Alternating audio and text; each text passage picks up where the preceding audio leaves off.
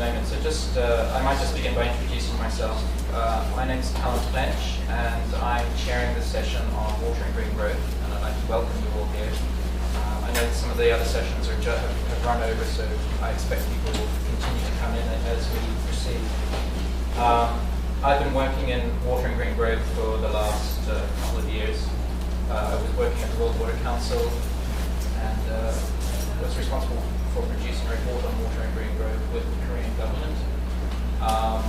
And we have some of the people who work on that here today. And one of the objectives of today is to sort of take stock of where we're at in this discussion around water and green growth, to look at the significance it has in the role of international cooperation, and to sort of look forward over the next few years, particularly towards the 7th World Water Forum, which will be taking place here in Korea. So what we'll do is we'll begin. I'd like to hand over to Ambassador Yoon Park, who is here today to introduce the session. She's the Korean Ambassador for Water Resources. She's also the head of the Korean UNESCO, which I believe is the biggest in the world in terms of its size. She's also a bureau member and governor for the World Water Council, and was the chair or co-chair of the steering committee that produced the Water and Green Growth report, which you can see some brochures lying around for. So without any further ado, I'd like to hand over to Ambassador Park.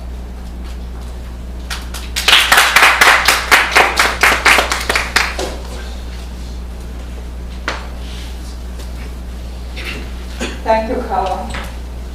It's good to have you here in Korea. Actually, it was myself who initiated a very precious partnership between the World Water Council and Korean government to set up water and green growth project. It was 2010 actually. So it took 9 months to persuade the Korean side to be part of this grand project. So I'm very happy we finished the phase 1, but at the moment we are on the verge of starting the phase 2 by signing the MOU next month. While I'm going around the world for the last 3 years as a Bureau member of World Water Council and chairperson of bidding committee for the World Water Forum, which will be held in 2015 in Korea, I run into many, various sectors of water experts, water people, and I feel like I'm almost drowned during the last 3 years. So I have to swim out actually to stand on the ground, and there might be this water and green growth project. In Korea, actually, as Callum just mentioned a little bit, it was this current government, President Lee, which started in 2008. So that President Lee's new vision for the government, actually his previous 2 governments was a left-wing government. So Mr. Lee Myung-bak, the current president, is conservative sector. So he would like to bring up something different and something fresh that was happened to be green growth. So from that time on, he's declaring low carbon green growth as his vision and policy. He made a law of green growth, and he institutionalized so many things like New Deal, that means investing 2% of GDP in 2 years, even though UN advised 1%, but he doubled in Korean case. So he just brought up 3 strategies and 10 policies, right, Mr. Kim? And so every corner of Korea, including all the municipal governments, fit themselves into this grand project of central government. So legalization and institutionalization of green growth has been really implemented in Korea for the last 4 years. So for GGGI, 3GI, which is Global Green Growth Institute, which And the Presidential Commission on Green Growth has been sort of active for the last 4 years. So in government level, it's been really established to bring green growth into Korean society. But to be honest with you, I don't know within people's level how much awareness of this green growth is infiltrated into Korean society. So maybe doing this water and green growth project, since water is very critical in daily life of a human being, and the concept of green growth should be connected. So I personally think in your WGG project, I hope this kind of public awareness sector, should be added to change Korean society. So, and as you are well aware, in Rio Plus 20 last June in Rio,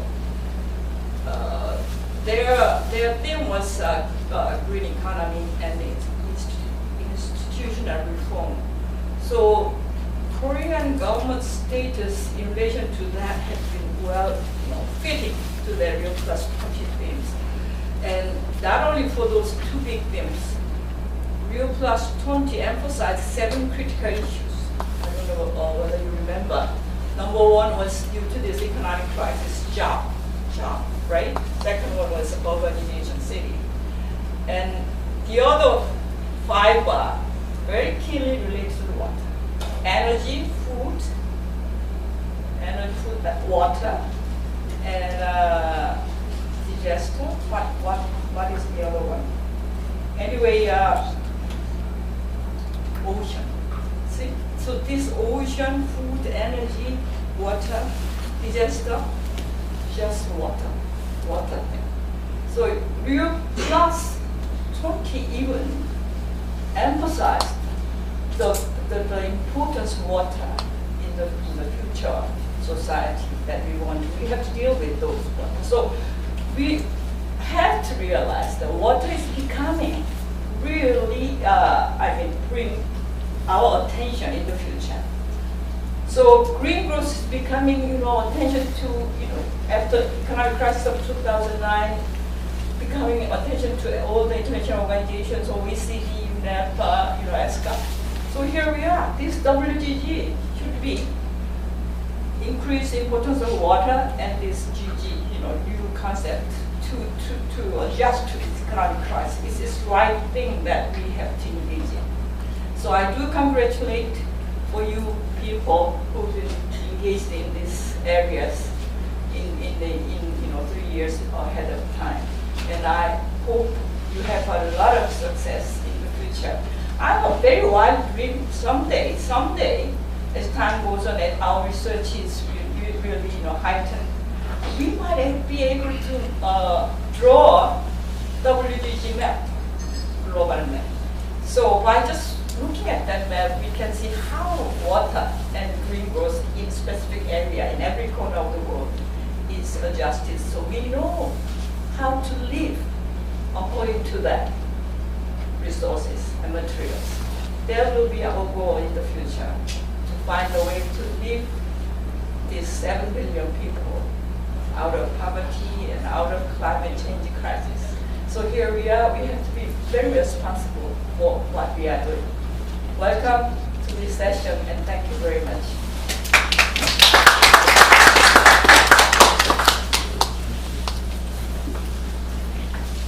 Thank you very much. So there we are. We have an introduction to green growth and setting out the importance of water in all things really, and a vision of how important this is going to be moving into the future. Today we have quite a lot of people who have interesting things to talk to you about. We're going to have 4 presentations, which will begin shortly. There's then a very brief video presentation, and then we move on to the panel session, where there will be a chance for you also to ask some questions. So please do bear your questions in mind. We might pause, in fact, between the first 2 and second 2 presentations for 1 or 2 very brief questions, just to keep everyone sort of focused and awake as we through. I know today it's a bit hard as you're going into lunchtime. So, to begin with, I'd like to introduce Mr. Ganesh Pangari, who's going to be giving the first presentation. He's the head of Ecosystems and Livelihoods Group for the IUCN in Asia. His work focuses on the water sector reforms and water governance at national, regional, and global levels, with a focus particularly on water infrastructure and natural infrastructure. So I think it's probably best if we hand over straight away around a little bit.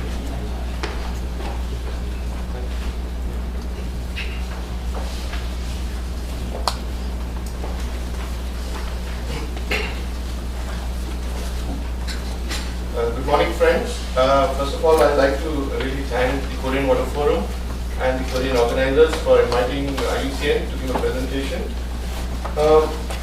If you see the title of the presentation itself, I think it's three presentations, and we can take 1 hour each for each of them. You look at water, green growth, sustainable development. But what the organizers asked was for me to give a kind of a brief overview of what some of these issues were, and what I tried to do, therefore, in the 2 or 3 parts in the presentation is to really talk about, make a few statements which could actually also lead later on to some discussions on some of the issues that we feel. Second is to talk a little bit, because coming from IUCN, on the whole issue of water and natural infrastructure, and a bit of examples of what that really means and what's the basis for the whole issue of when we say water for development, water for agriculture, water for food, water for nature, and a bit they want finally on what does green growth mean and the connections. So I think in 15 minutes, quickly, I'll try to take you through some of the issues. Of course, some of them may not be in depth, but some of them also could be for discussion and provocative to just, it could be one side of the view, and that's also important sometimes for a discussion. This is a note, the Apple, slogan which said think different, and what we are saying is think a little different about nature. And what does this mean really in a few points? It says that nature is not the problem, but we could look at nature as solutions for the future, number one. The second is, we are not, and IUCN is not against built infrastructure. We are not saying that. But we are saying the kind of impetus that we are giving for built infrastructure start looking also as nature, as infrastructure. And I will explain a few of these things when I proceed in my talk. And the most important, that while we are here is today, how do you build the values of nature then into the whole economic development paradigm? I think this is what one is trying to say when one says think a little different. This is one of the statements that I want to make, which is very, very important, and that is, when we're talking a lot today, what is all this development growth we are talking about? It's end of the day, as Ambassador Park also said, the first thing is jobs, livelihoods. And therefore, how do we get livelihood, jobs, develop the economy based on a sustainable use of nature? And why have I put this slide? It's very important that this is not a north-south issue, developed country issue. And I think this is something we have to be very careful when we talk of the new paradigm of green growth. It is not, and I'll come back to this a little later, it is not something between developed and developing countries or economies. And therefore I put this slide that one of the least GDP countries in the world, Bangladesh and Japan, for the fishermen, the issues are the same. It is clean water in the rivers, it is, it is price and markets for that fish and sustainable development of the resource. I think this is something I wanted to put up as a very important statement as we go ahead. The second is, all of us know that we've been saying, if you look at it in the Asian context, that it has been a century of Asia economy booming, cities are buzzing, people are upbeat, but what about water? I think this is something, again, we want to highlight. This is not from a pessimistic point of view, but from an optimistic point of view, that if you want Asia to be booming, then please, let's think of water. And I'm going to give you one example of what this really means in real life, not theory, is I can take you back to Shanghai. All of you know Shanghai, China, booming economy, and the GDP growth in China, as we all know, is just galloping. But Shanghai is the region where it's the maximum within the province, within the country of China. But what happens? In 2007, you have this whole algal problem, and boom, you can, the situation had come that some of these towns which have a population of 3 to 5 million people would have had to really translocate, or it was a crisis situation. And this is what I want to show the link, is that you could have the economy booming at one level, and if you are neglecting your water on the other, you can have a collapse happening. I think this is the point, is very important that we have to keep in mind. And thus, now coming to, as I said, what is really natural infrastructure and what does it mean? It's very easy to say natural infrastructure, but to conceptualize it, I think these are a few of the slides that when we say is that there are different roles that nature plays, and it is like flood regulation, coastal defense. In terms of when the tsunami came, mangroves were the ones which protected the coast in the countries. This is something that IUCN is wanting to put on the table, is that we have to look at nature also as infrastructure, and this is what it is, that ecosystems are also infrastructure by which they help you by storage, flood mitigation, and helping society and economy. I think this is the message that, as an ambassador for IUCN for nature, this is what we are now trying to push in the last few years, and I'll come back a little more on it. And to understand it a little bit more, what is nature as water infrastructure? If you look at storage, when we say built, it's a dam. When it's natural, it's all the lakes, the aquifers, the wetlands. When we talk of water filtration, we build a water filtration plant to treat our polluted water. But in nature, you can use wetlands, and I'll give one or two examples with that. So this was just quickly to understand, because sometimes if these concepts are new, it gets difficult to peg the thought, what does it really mean? And then, of course, what are the different values of natural infrastructure? I'm not going to go so much into the detail of this slide, but there are, as you know, the whole spectrum between direct values and indirect to existing values. This is something that we are working on with a lot of partners and promoting as why this is important when we look at the whole values of natural infrastructure. So again, as I said, two concrete examples I like to give. What does this mean in real life? I'm going back to one of the projects that we are working in China. It's again very interesting for you all to know that Beijing, one of the biggest capitals of the world, more than 70 to 80% of its water supply for the town of Beijing and its metropolitan area comes from one watershed, which is the Niyun watershed, which is about 40-45 kilometers from the town of Beijing. So what are we trying to say here? If you want a sustainable Beijing, that's when again the issue of urbanization how it's all linking up. This is what one is trying to show, is that it's not in isolation. That if the Rio Plus 20 says we have to do something about urbanization, then yes, people are going to need water for their drinking, and forget industry. And so this is one of the examples where we are saying that if Beijing has to be sustainable as a town, you have to protect the Niyun watershed, and therefore investment in that watershed is really important. Giving you another example from Uganda is where they could have gone in for a very elaborate and costly pollution treatment plant. They didn't do that. The wetlands are being now used to actually clean up the sewage that is coming up from one part of the town of Kampala in Uganda. And then there is a lot of money. If people like figures, what do we say, what are the investments? So I think these are the two examples that I also wanted to give, how you link up the whole links of urbanization. It could be drinking water, natural infrastructure, what are the kind of interventions, and there are many more examples. I'm not going to go into that. Then coming, I think, to the whole issue of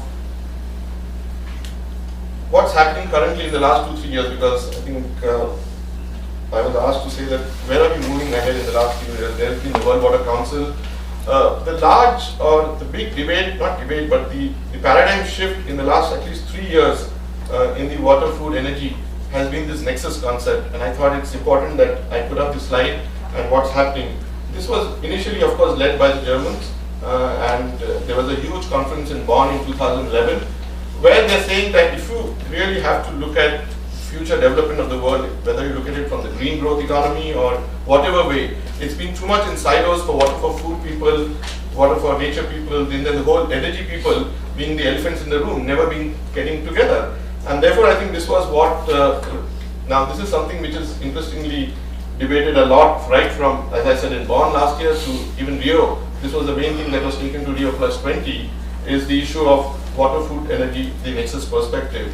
But one thing that we have added and which has now been taken up in Rio, the post-Bonn conference, is that we said, in the middle, where does this water come from actually at the end of the day? So there is the ecosystems and the ecosystem function. So therefore, IUCN and some of related organizations, we said that we don't want it as the fourth nexus, as ecosystem, but ecosystem has to be the heart of the entire nexus. And I think which is now being accepted a lot, and post Rio plus 20, they are now going ahead and saying that yes, the ecosystem is at the heart of the nexus perspective. Coming to my last 2 or 3 slides now, as I said, I walked you through a bit of what natural infrastructure is, what the nexus is, and again, in this room in Korea, I think I'll be really scared if I have to start defining and talking a lot on green growth. But this is what OECD or the UNESCAP and the Koreans, of course, the Institute, have been saying what is green growth. It's at the end of the day, what we're saying is how do we reduce poverty, how do we do a low carbon emission economy, and at the end of the day, how do we sustain the ecosystems and prevent biodiversity loss. I think I just thought I would kind of do a synthesis of what people are using as a definition around today. But I think what is therefore coming up now in the green economy of water, and what happened at the World Water Forum again, where of course the Korean Water Forum and others, OECD and ASEAN and all